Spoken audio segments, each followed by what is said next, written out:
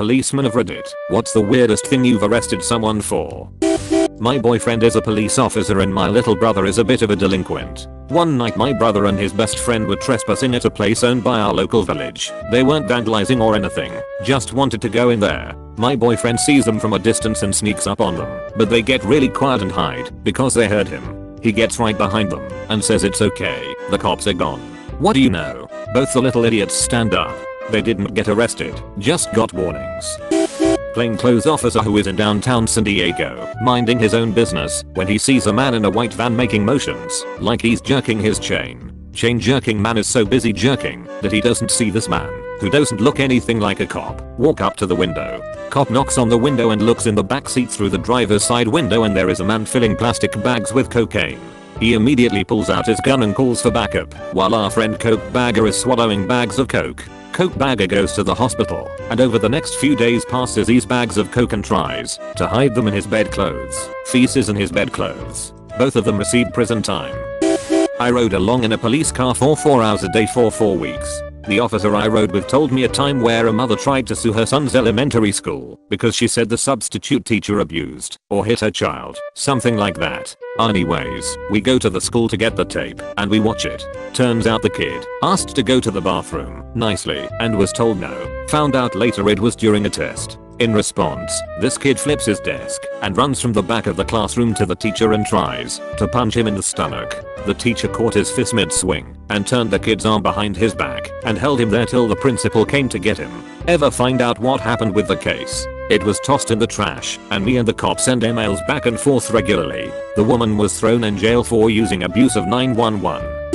My uncle is a cop in Littleton, Colorado. He has tons of great stories. One goes like this. They get a call about a disturbance in a truck trailer yard. The trailer's for semis. They get there and find a guy in the back of an empty trailer, naked, covered in black soot from head to toe. He was also surrounded by tons of hardcore porn magazines. They yell into the trailer, "What are you doing?" He responds, "Leave me alone. I'm masturbating." We got a call for a crash on the interstate. Apparently some guy on bath salts, synthetic stimulant, was driving and his car had ping-ponged between a tractor trailer and the center concrete barrier. It finally came to a stop in the lane. He proceeded to get out and strip naked. He then went into the car and retrieved a radio, like a boombox type thing. He took it out and took the end of the electric cord and stuck it up his ass. He then ran down the interstate. He wasn't being very cooperative. The witness statements were hilarious. Once I was riding my bike home intoxicated, made too wide of a turn, and crashed into a ditch. I decided that it was too much work to get the bike off me and get back on it, so I just pass out in the ditch under my bike. Flash forward and there are lights shining in my eyes and someone is lifting my bike off me. In my backed out state I think someone is trying to steal my bike and rip it away from said person. Turns out it was a cop, and I got charged with drunken disorderly conduct assault on a police officer and hauled off to jail. I go before the judge on Monday. Mind you, this happened on Friday, so I was in jail all weekend. The judge looks over the papers, asks me what happened, and I explain. Looks sternly at the police officer and then over at me, and in only the way my father can scold me, asks if I'll ever appear in front of him again for being such an idiot. I reply no, and he tells the cop not to try and steal people bikes, jokingly, and sends me on my way with a $200 fine for being drunk in public. I totally won that one. My dad once arrested a man with a shampoo bottle shoved in his anus, and it wasn't the travel size. Is that illegal? Not that I know of, so you're safe. He was pulled over for a traffic violation. I don't remember the details, but he had some kind of drug inside the bottle.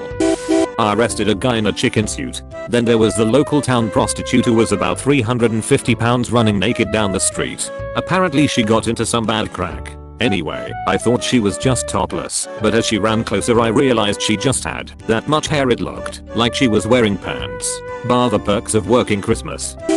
I once arrested a man because he talked some children into forming a protective semicircle around him while he took a shit at their bus stop at 7:30 am on a busy thoroughfare, HWY 90 in New Orleans. He didn't want to run home to go because he might have missed the bus to the nice dollar store uptown. Not me, but an old friend of mine. So two friends of mine are in college, and after a formal event they are sitting on their porch drinking. While they're watching, a drunk driver comes down the street and is hitting parked cars willy-nilly and then continuing on. Just so happens that one of the young men, we'll call him Mooney, was in school on a track scholarship. He stands up, takes off his shoes, and while his friend calls the cops, Mooney tears off after the guy. He actually catches the jackass. Drunk, in a tux, and barefooted, he catches him. He yanks open the car door, pulls him out of the moving vehicle, and lets the car crash into a tree. Cops and EMT arrive, and are all over the neighborhood, treating the guy, who is so drunk, that apart from some road rash is fine, running the tags of the damaged cars, knocking on doors to notify owners, etc. Mooney is hanging out bothering the cops. Remember, he is shit-faced, but they're letting it slide because he stopped this guy. So he keeps hitting on one of the cops, and she is having none of it. She pulls out a breathalyzer to test driver when the EMTs are done, and Mooney goes crazy. Since he's not in trouble, he wants to take the breathalyzer to see how drunk he is. He won't shut up about it and follows her around pestering her. She asks him to stop, tells him to stop, warns him to stop, but he can't help himself. Finally she gets so exasperated that she let him do it, and then arrested him for public intoxication. My girlfriend's dad is a police officer, and he had to pull someone over for having sex on the highway while they were driving. He said it was full-on intercourse and the weirdest day on the job for him. Years ago in Panama City Beach, we saw a guy get arrested for sticking his dinghy in the jet of the jacuzzi at our hotel. I can't imagine his walk of shame. A bunch of 18-year-old kids screaming at him from our hotel balcony. Poor guy. I was at a college bar in Newark, Delaware, and I'm talking to this guy about the area, because I'm new there. Another guy walks up to us and greets the dude I'm talking to, then tries to sell me some trees. I tell him I'm good, and he walks off. I ask the dude I was originally talking to if he wants to go burn one, and he politely tells me that he's a police officer. I explained to him that I only meant to have a cigarette, and that I was hella confused because his friend just tried to sell me weed. He looks at me with a grin and says, "Or I've known X since grade school and this ain't my beat."